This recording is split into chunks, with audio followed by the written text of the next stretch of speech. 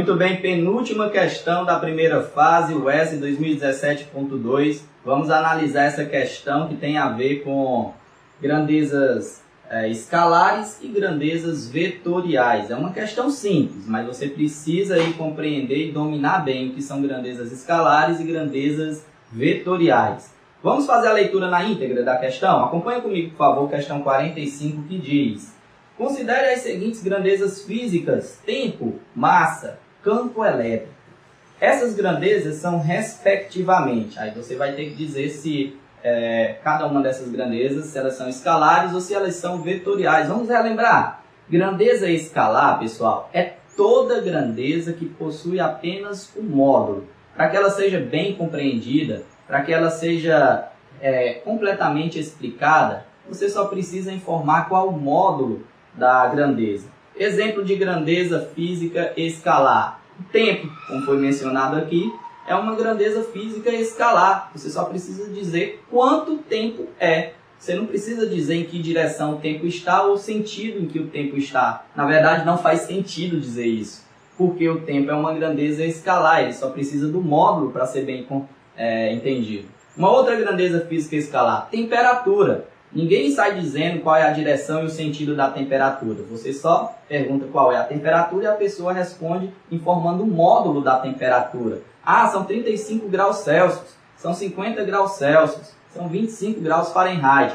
Então, essas grandezas que só necessitam da informação, da intensidade do módulo, são grandezas físicas escalares. Então, o tempo é uma grandeza física escalar. A massa, que foi mencionada aqui na questão, a segunda grandeza, também é uma grandeza física escalar, porque quando se pesa alguma coisa, quando se mede, na verdade, a massa de algum objeto, você só precisa informar o módulo, que vai ser ali os 50 seguido da unidade, 50 quilos, 50 gramas, 70 gramas, 70 ml.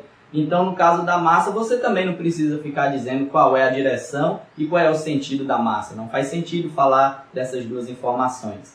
Então, esse tipo de grandeza foi mencionada, a primeira grandeza, que é o tempo, e a segunda, que é a massa, são grandezas escalares. Agora, o campo elétrico, não. O campo elétrico é uma grandeza vetorial. Primeiro, que são grandezas vetoriais? São grandezas que necessitam de três coisas para serem bem compreendidas. Elas precisam do módulo, da direção e do sentido.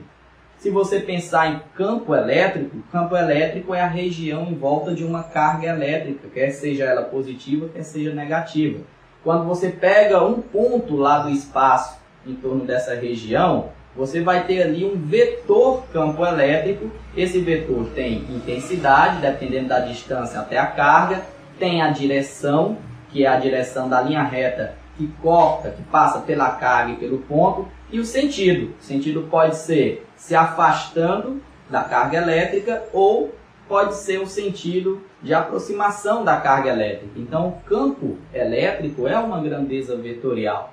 A velocidade, nós podemos dizer que em certas situações ela também é uma grandeza vetorial, porque ela tem módulo, direção e sentido.